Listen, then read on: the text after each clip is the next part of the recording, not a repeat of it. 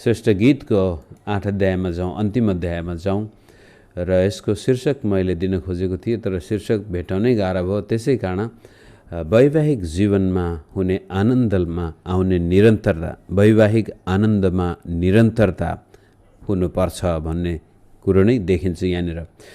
कारण यो किताबले सुरुवातदेखि अन्त्यसम्म यस्तो सम्बन्धलाई प्रस्तुत गर्दैछ जो सुरुका दिनमा उत्तेजित छन् एक अर्कालाई भेट्नको लागि, एक अर्कालाई पाउनको लागि, र 8 अध्यायमा आएर अब त्यो विवाहमा परिणत भएर सम्बन्धमा गाँसिएर परिपक्व भइसकेको छ र पनि सायद वर्षौं पछिको एउटा चित्र पनि कोरेको हुनसक्छ वैवाहिक जीवनको, र पनि यसको अन्तिम खण्डले देखाउँदैछ कि तिनीहरू अझै पनि एक अर्कासँग त्यति नै उत्तेजित छन्, एकले अर्कालाई भेट्नको लागि त्यति नै उत्साहित भएका छन्।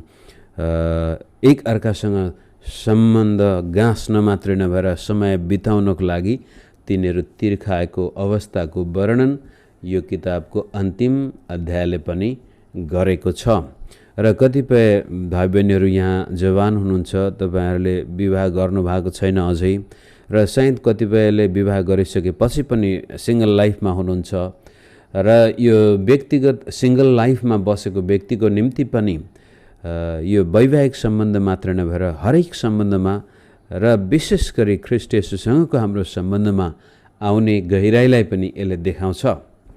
तापनि यदि हामी सिंगल छौँ, अहिले विवाहको पूर्व तयारीमा छौँ, विवाह गर्ने योजना छ, मन छ भने त्यो चाहना पनि परमेश्वरले पूरा गर्न सक्नुहुन्छ। त्यो विश्वास चाहिँ हामीमा हुनुपर्छ कि परमेश्वरले मलाई सुहाउँदो व्यक्ति दिनुहुनेछ, ल्याउनुहुनेछ, तर त्यो सुहाउँदो व्यक्ति मेरो जीवनमा नआउन्जेलसम्म मैले आफ्नो पवित्रता, मभित्र भएका इच्छा र आकांक्षाहरू, यौन चाहनाहरू छन्, यौन आवश्यकताहरू छन्, त्यसलाई बचाउनुपर्छ, जतन गर्नुपर्छ, त्यसको इज्जत हामीले गर्नुपर्छ, र त्यसपछि परमेश्वरले जुटाउनु भएको व्यक्तिसँग म मेरो जीवन बाँड्नेछु भन्ने उद्देश्यले हामी अगाडि गयौँ भनेदेखि विवाह अर्थपूर्ण बन्न जान्छ।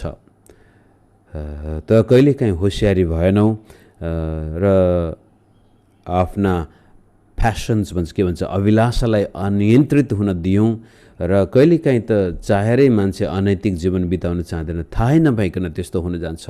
आवश्यकता छन् हाम्रा शारीरिक आवश्यकता, तर ती आवश्यकतालाई नियन्त्रण गर्ने, अधीनमा राख्ने र बुद्धिमानीपूर्वक त्यसको सुरक्षा गर्न नसकेको खण्डमा ख्यालमै हाम्रो चरित्रमा दाग लाग्न जान्छ, जसको फलस्वरूप पछि गएर हाम्रो विवाह नै भइसकेपछि पनि त्यहाँ आनन्दको घटी कमी महसुस हुन सक्छ। आउनुहोस् म एक पदबाट पढेर अगाडि जान्छु। यदि तपाईँ मेरी आमाको स्तन चुसेर हुर्केका मेरो निम्ति दाजु जस्तै हुनुभए त मैले तपाईँलाई बाहिर भेट्टाएमा म तपाईँलाई चुम्बन गर्ने थिएँ र कसैले मलाई निन्दा गर्ने थिएन। अब यो बडो अनौठो अचम्म लाग्न सक्छ, तर पनि यी प्रेमिकाले यस्तो चित्र कोर्दैछ कि हाम्रो प्रेमको सम्बन्ध खाली गोप्य रूपमा मात्र नभएर सबैको सामनेमा म प्रस्तुत गर्न चाहन्छु। र विशेष गरी अब दिदी बहिनीले बाहिर हिँड्दाखेरि दाइको हात समात्नु, दाइको अँगालोमा जानु कुनै अनौठो कुरो थिएन र छैन पनि। हुन त अब समाजमा कतिपल्ट कस्ता उत्ताउला भन्ने शब्द त आइहाल्छ, किनभने हामीले यौनलाई, माया प्रीतिलाई एकदमै नकारात्मक दृष्टिले हेर्छौँ।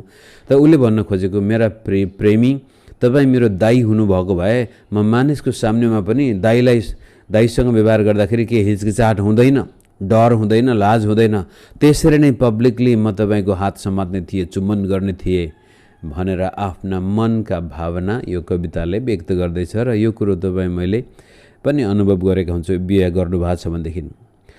हामी म र मेरो श्रीमती बाहिर बस्यौँ, अनि त्यहाँ लोग्ने स्वास्नीसँगै बसेको, उठेको, हिँडेको त्यो कुनै अनौठो कुरो होइन। र हामी हरेक शनिबार यो पहाड चढ्न जान्थ्यौँ। त्यसपछि नदीको छेउछेउमा बगैँचाहरू हुन्छन्, त्यहाँ धेरै रमाइलो शारीरिक स्वास्थ्यको लागि त्यस्तै प्रकारका स्थानहरू छन् जहाँ हामी समय बिताउन सक्छौँ। जाँदाखेरि बुढाबुढी हात समातेर जाँदा कुनै प्रकारको त्यहाँ कसैले हेर्ने छिछि भन्ने छैन। कहिलेकाहीँ त्यहाँबाट फर्के नेपाल आउँदाखेरि, भारतमा आउँदाखेरि पनि कहिले यसो हिँड्दाखेरि हात गइहाल्दो रहेछ, श्रीमतीको हात समाउँदाखेरि मान्छेले फेरि यत्रो यत्रो आँखाले हेरिहाल्दो रहेछन्, हेर यिनीहरू छु उत्ताउलाहरू भनेर। त हाम्रो समाजमा लोग्ने स्वास्नी बीचको सम्बन्ध एकदमै लुकेको हुनुपर्ने, बाहिर देखाउने बित्तिकै त्यो एक किसिमले त्यसको इज्जत घट्ने। अनि सायद यो स्त्रीले पनि पब्लिकली मानिसकै सामनेमा पनि म तपाईँलाई आफ्नो प्रेम व्यक्त गर्न चाहन्थे, तर के गर्ने, हाम्रो समाजले त्यो दिँदैन। अनि 2 पदमा म तपाईँलाई लिएर मेरी आमाको घरमा लैजाने थिएँ, तिनले मलाई शिक्षा दिएकी हुन्, म तपाईँलाई मसलायुक्त दाखमध्ये र मेरा दारिमको ताजा रस पिउनलाई दिने थिएँ। यो पनि फेरि अर्को एउटा चाहना व्यक्त गर्दैछ। सायद ऊ अब अझै पनि आफ्नो प्रेमी र प्रेमिका बीचको सम्बन्धभित्रको घनिष्ठतालाई सुरुका दिनको याद गर्दैछ उसले, र भन्दैछ यस्तो स्थितिमा पब्लिकली पनि म तपाईँलाई मेरो स्वामी, मेरो श्रीमान, मेरो श्रीमती भनेर स्वीकार गर्न चाहन्छु भने प्राइभेटली पनि के भन्छ, गोप्य आफ्नो भित्री कोठामा पनि म मेरो प्रेम तपाईँलाई दिन चाहन्छु। त्यसकारण जस्तो बाहिर त्यस्तै भित्र, जस्तो भित्र त्यस्तै बाहिर, त्यहाँ देखावटीपन छैन। त्यो प्रेममा, त्यो वैवाहिक सम्बन्धमा कहीँ पनि खोट छैन, न त मानिसको नजरमा, न आफ्नै गोप्य आन्तरिक जीवनमा। आफ्नो प्रेमिकलाई त्यस्तो प्रकारले आफ्नो प्रेम पूर्ण रूपले दिन चाहन्छ। 3 पदमा उहाँको देब्रे हात मेरो शिरमुनि छ र उहाँको दाहिने हातले मलाई अगालो हालेको छ। यरुशलेमका छोरीहरू हो, म तिमीहरूलाई आज्ञा गर्छु, आफूले नचाहेसम्म प्रेमलाई नउठाओ वा नजगाओ। आफ्नो जीवनमा भएको त्यो यौन तीव्रता, त्यो इच्छा जस्तो उसले जाहेर गर्दैछ र त्यो पूर्ति गर्ने ठाउँ पनि उसले पाएको छ, तापनि उसको एउटा चेतावनी यो 3 पटक दोहोरियो, यो 2 अध्यायमा, 3 अध्यायमा र अहिले आएर अन्तिम अध्यायमा पनि, कि समय आउन अगावै अथवा आफूलाई मनपर्ने व्यक्ति अथवा परमेश्वरले जुटाएको व्यक्ति आफ्नो जीवनमा आउन अगावै आफूभित्र यी प्रेमका भावनाहरू, काम वासनाहरूलाई नउठाउनु, नजगाउनु।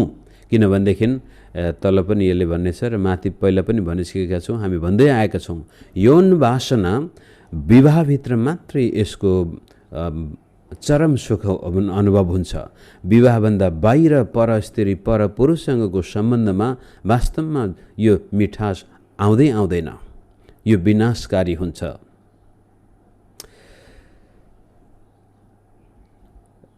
धेरै उदाहरणहरू हामी दिन सक्छौँ। यो एकजना बेलायती कवि अथवा लेखक नै हुन्, एकदमै यौन कुवासनामा बाँचेको व्यक्ति थिए। स्त्री पुरुष कुनै उनलाई मतलब थिएन, यौन वासनामा बाँचेको व्यक्ति। र जब जीवनको अन्तिम घडीमा आइपुगे, त्यसपछि मर्ने बेलामा, उनी रोमन क्याथोलिक चर्चका विश्वासी थिए, मर्ने बेलामा, मृत्युको शैय्यामा बसेको बेलामा आफ्नो मित्रलाई भन्छ, कृपया मलाई एउटा पास्टर बोलाइदिनुहोस्, एउटा पुजारी बोलाइदिनुहोस्। किन त भन्दाखेरि मलाई अब थाहा छ म नारकीय जीवन बिताएको व्यक्ति हुँ, मैले धेरैको जीवनमा शोषण गरेको छु, यौन शोषण मैले गरेको छु। मर्नुभन्दा अगाडि कमसेकम म शान्तिसँग मर्न चाहन्छु। र नभन्दैपछि कुनै एउटा पुजारीले आएर आफ्नो पाप उनी स्वीकार गरेर मर्छन्। त भन्न खोजेको कुरो, विवाहभन्दा बाहिरको यौन तृप्ति होइन, त्यो त विनाशकारी। त्यसले कहिले पनि मानिसको जीवनमा उन्नति ल्याउँदैन, प्रगति ल्याउँदैन, विनाश ल्याउँछ। हृदयमा पनि शान्ति हुँदैन, सन्तुष्टि पनि हुँदैन। त्यसै कारण 3 पटक यो पुस्तकले विशेष गरी अविवाहित व्यक्तिलाई भन्दैछ, यो शारीरिक कुवासनातिर लाग्नुको सट्टामा त्यसलाई अब ठिक ठाउँमा राख्नको लागि आफूलाई प्रभुले दिएको व्यक्तिसँग मात्रै त्यो सम्बन्ध कायम राख्नुपर्ने भएको कारण अब त्यो समय नआउन्जेलसम्म हाम्रो प्रेमी र प्रेमिका भनेको नै येशू प्रभु हुनुहुन्छ। ख्रिस्ट नै हाम्रो सबै थोक हो। त हाम्रो जीवनका सबै कुराहरू ख्रिस्टलाई समर्पित गरेर जिउन सकेको खण्डमा जब त्यो व्यक्ति हाम्रो जीवनमा आउनेछ, त्यसपछि जसरी हामीले ख्रिस्टको सेवा गर्दैछौँ त्यस्तै प्रकारले श्रीमान अनि श्रीमतीको पनि सेवा गर्न पुग्छौँ र त्यो विवाहमा आनन्द कहिले पनि हटेर जाँदैन। हो, त्यहाँनिर तनाव आउन सक्छ, खटपट हुन सक्छ र जीवनका विभिन्न अनुभवमा हामी परिपक्व हुँदै जान सक्छौँ। छोराछोरीहरू आउँछन् र जिम्मेवारी बढ्दै जान्छ, पछि गएर त नाति नातिना पनि आउन सक्छन्। हामी पछि जसै यो सुरुका दिनमा छोराछोरी जन्मायौँ, हुर्कायौँ, त्यसपछि 40 को दशकमा पुगिसकेपछि छोराछोरीहरू बढिसकेका छन्। 50 को दशकमा आउँदाखेरि छोराछोरीहरूले घर छोडिसकेका पनि हुन सक्छन्। 60 को दशकमा आउँदाखेरि अब चाहिँ नाति नातिनासँग हामी समय बिताएर हुन सक्छौँ र उत्तरार्धमा 70-80 वर्षको उमेरमा आइपुग्दा पनि यो वैवाहिक आनन्दमा कमी चाहिँ आउन हुँदैन र आउन पनि आउँदैन यदि हामीले सुरुका दिनबाटै यसलाई सही किसिमले गोडमेल गर्दै लगेका छौँ भने। र त्यसै कारण 4 पदमा चाहिँ यो कविले चेतावनी दिन्छ जो अविवाहित छन्, यौन चाहना विशेष गरी अहिलेको संसारमा यो खतरनाक भएर निस्केको छ। जसरी अश्लील उपन्यासहरू पढेर हुन्छ कि अश्लील सामग्रीहरू हेरेर यो पोर्नोग्राफिक मेटेरियलहरूले जहिले पनि र आजको संसारमा त विज्ञापन जति पनि छन् ती विज्ञापनले मानिसभित्रको यौन वासनालाई नै पहिला उनीहरू त्यो माछालाई बल्छीमा हाल्नको लागि त्यसमा गण्यौला राखे जस्तै आजको सबै कुराहरूको निम्ति यौन वासनालाई नजगाइकन गाडी पनि बिक्री हुँदैन, यहाँसम्म कि नुन पनि बिक्री हुँदैन। नुनको पनि एडभर्टाइजमा त्यस्तै यौन वासनाका चित्रहरू राखिएका देखिन्छन् बेला बखतमा। त हामी आज यस्तो संसारमा बाँचेका छौँ जसले हामीभित्रको यौन वासनालाई नकारात्मक दृष्टिकोणबाट उठाइदिएको छ। त्यो एउटा यौन ऊर्जा हो, शक्ति हो र यो ऊर्जा गलत प्रकारले आज संसारले चलाइरहेको छ, जसको कारण संसार दिनानुदिन दुखी हुँदै गएको छ, पीडित भएको छ यौनको वासनाको कारण। र अहिले भनिन्छ अमेरिका अमेरिका भनेर हामी सबैजना अमेरिका जानको लागि जिउ ज्यानै फालेर जान्छौँ, तर वास्तवमा त्यहाँका अधिकांश मानिसहरू मानसिक रोगी भइसकेका छन्। हामीले चिनेका थुप्रै अमेरिकन मित्रहरू छन् जसले दिनदिनै तनाव कम गर्ने दबाई खाइरहेका हुन्छन्, मानसिक रोगी भइसकेका छन् तनावको कारण। अनि त्यो तनावको पछाडिपट्टि बिग्रेको परिवार, यौन कुवासना, सायद त्यतापट्टि नलाऊ, त्यो चाहिँ समयमै त्यो नजगाऊ र त्यसपछि विवाहभित्र पनि त्यसको सही प्रकारको उपभोग हामीले गर्न जान्नुपर्ने हो। मित्रहरूले आएर 5 पदमा भन्छन्, हम आफ्ना प्रेमीसित अडेस लाग्दै उजाड स्थानतिरबाट आउने को हो। सायद यी प्रेमी र प्रेमिका कतैबाट आउँदाखेरि मान्छेले देख्छन् अथवा एउटा श्रीमतीले आफ्नो श्रीमानको हात समातेर हिँड्दै गरेको अडेस लागेको अवस्था देखिन्छ। त मानिसले त्यसपछि अब प्रश्न गर्दैछन्, सायद यो एउटा प्रशंसाको प्रश्न पनि हुनसक्छ, व्यङ्ग्यात्मक प्रश्न पनि हुनसक्छ। कस्तो खालको समाजमा हामी बसेका छौँ त्यो देखाउँछ। प्रेमिकाले फेरि यसरी भन्छ, स्याउको रुखमुनि मैले तपाईँलाई उत्तेजित पारेँ, त्यही तपाईँकी आमाले तपाईँलाई गर्भधारण गरिन्, त्यही तपाईँलाई जन्म दिन तिनलाई सुत्केरी व्यथा लागेको थियो।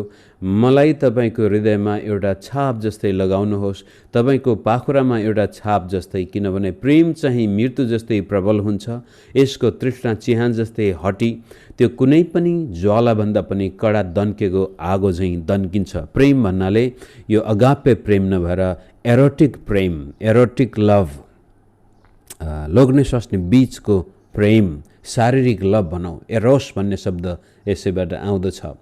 र यो बडो गजबको शक्तिशाली चिज हो।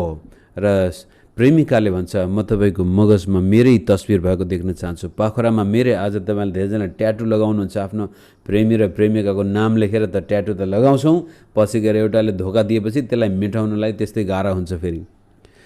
त यसले पनि भन्छ, जिन्दगीभरि नमेटाउन सक्ने ट्याटु तपाईँले बनाउनुहोस्, तपाईँको मगजमा पनि त्यस्तै प्रकारको छाप लगा। अथवा भन्न खोजेको कुरो, म बाहेक अरू कोही पनि तपाईँको मगजभित्र नपसोस्।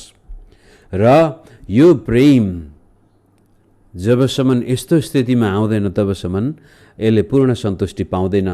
बाहिर जतिसुकै अरू व्यक्तिसँग सन्तुष्टि खोज्दा पनि यो कहिले पुग्दैन। यो मृत्यु जस्तै प्रबल भनेको मृत्यु कहिले अगाउँदैन। र चिहानले पुग्यो भनेर भन्दैन भनेर पनि हामी अन्त ठाउँमा उल्लेख गरेको पाउँदछौँ। र यसको तृष्णा चिहान जस्तै हटी, तृष्णा भन्ने बित्तिकै यहाँनिर यसलाई दुई प्रकारले लिन सक्छौँ। एउटा सकारात्मक तृष्णा, त्यो मानसिक रेस्पोन्स नै हो, हाम्रो आवश्यकता हो भने अर्को शब्द पनि यही शब्दलाई अङ्ग्रेजीमा चाहिँ जेलसी भन्ने शब्द चलाइएको छ र जेलसी दुई प्रकारको हुन्छ, एउटा सकारात्मक र एउटा नकारात्मक। अनि यसको सबै पृष्ठभूमि यो पदहरूलाई हेर्दाखेरि तपाईँको मगजमा मेरै छाप होस्, तपाईँको पाखुरामा मेरो नाम होस्, मलाई नै तपाईँको सबै कुरा दिनुहोस् र म नै तपाईँको सबै कुरा हौँ र तपाईँभित्र नै म यो प्रेम पूर्ण रूपले तृप्त भएको देख्न चाहन्छु, कारण बाहिर यसले तृप्ति पाउँदैन। यो बाहिर गएको खण्डमा यसले विनाश गर्छ, यसले जलाउँछ। त यो तृष्णा चाहिँ कहिलेकाहीँ नकारात्मक भइदिएको खण्डमा यसले विवाहमा धेरै ठुलो बेखुसी ल्याउँछ।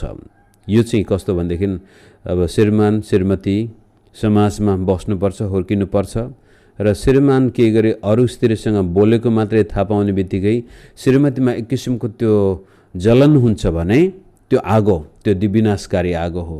श्रीमान पनि आफ्नो श्रीमती कसैसँग बोल्ने बित्तिकै जलन हुन्छ भने त्यो त्यसपछि त्यो विनाशकारी हुन्छ। त्यसले विवाहमा सबै कुराहरू उजाड पारिदिन सक्छ। कारण जब भरोसा हुँदैन, एक अर्काप्रति विश्वास हुँदैन, त्यसै कारण यो तृष्णा चाहिँ यस्तो चिहान जस्तै हटी नकारात्मक तस्बिर हामी यहाँ देख्छौँ। माफ गर्नुहोस्, तपाईँले अन गर्नुभएछ, यसले हामी सबैलाई दुःख दिन्छ। ओके, कहाँ पुगेका थियौँ हामीहरू? आगो चाहिँ दन्किन्छ। 7 पद, थुप्रै पानीका भलले पनि प्रेमलाई मेट्न सक्दैन, खोलाहरूले यसलाई कदापि बगाउन सक्दैन। कुनै मानिसले प्रेमको सट्टामा आफ्नो घरको सारा सम्पत्ति नै दिए तापनि त्यो बिल्कुलै तिरस्कार गरिने थियो। त यसलाई अरू कुनै पनि संसारका श्री सम्पत्तिले तृप्त पार्न सक्दैन। त्यसै कारण बेला बखतमा तपाईँ देख्नुहुन्छ राजाले आफ्नो राज्य छोडेको छ एउटा श्रीमतीको प्रेम पाउनको लागि। हाम्रै इतिहासमा पनि हेरौँ, बेलायतको राजकुमार ह्यारीले त्यो राजकीय सबै प्रकारका फाइदाहरू, राजकीय इज्जत सम्मान सबै छोडिदियो, कारण एउटा स्त्रीको प्रेमलाई उसले छानेको कारण। दरबारले उसलाई चाहिँ चुनौती दिएको थियो होला, कि त त्यो श्रीमती छन् कि त राजकीय इज्जत छन् भन्दाखेरि उनले आफ्नो राजकीय पदवीहरू सबै छोडिदिए।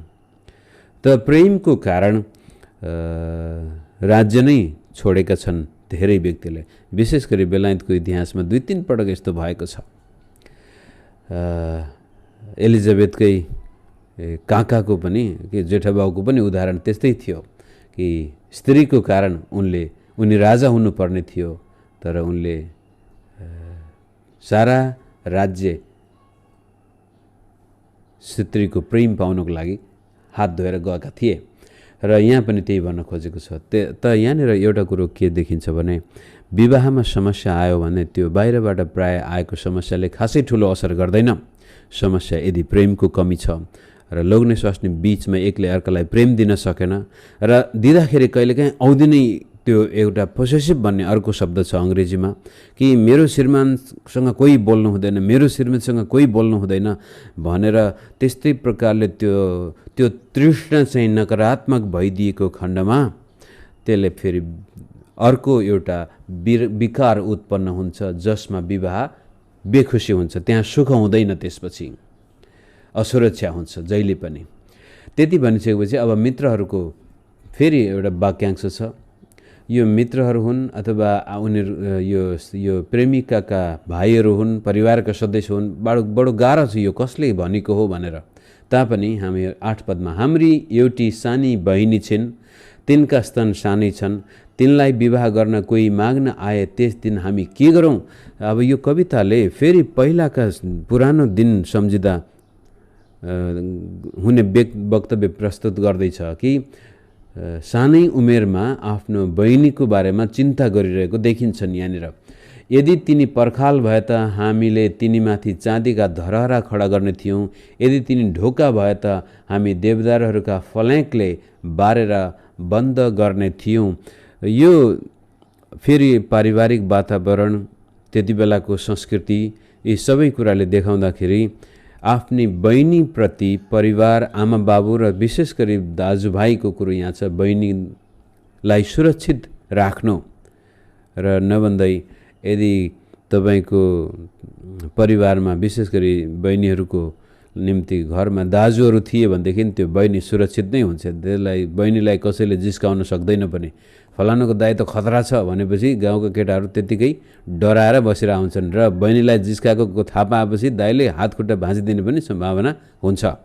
त त्यस्तै किसिमको यी दाइहरूले आफ्नो बहिनीको चिन्ता गरेको देखिन्छ कि हाम्रो बहिनी सानै छ अहिले छ र यसलाई चाहिँ सुरक्षित राखेर कुनै पनि प्रकारको दुर्व्यवहार र बहिनीले आफ्नो जीवन दुरुपयोग पनि गरेको उनी देख्न चाहँदैनथे। त्यस्तै संस्कृतिमा बताइएको कुराहरू त्यहाँ देखिन्छन्। धरहरा पर्खाल लाएर म सुरक्षित राख्ने थिएँ र ढोका भएको भए त्यस्तै प्रकारका ठुल्ठुला फल्याङ्क लाएर म सुरक्षा प्रदान गर्ने थिएँ ताकि कुनै दुष्टले मेरो बहिनीलाई बिटुलो नपार्न सकोस्।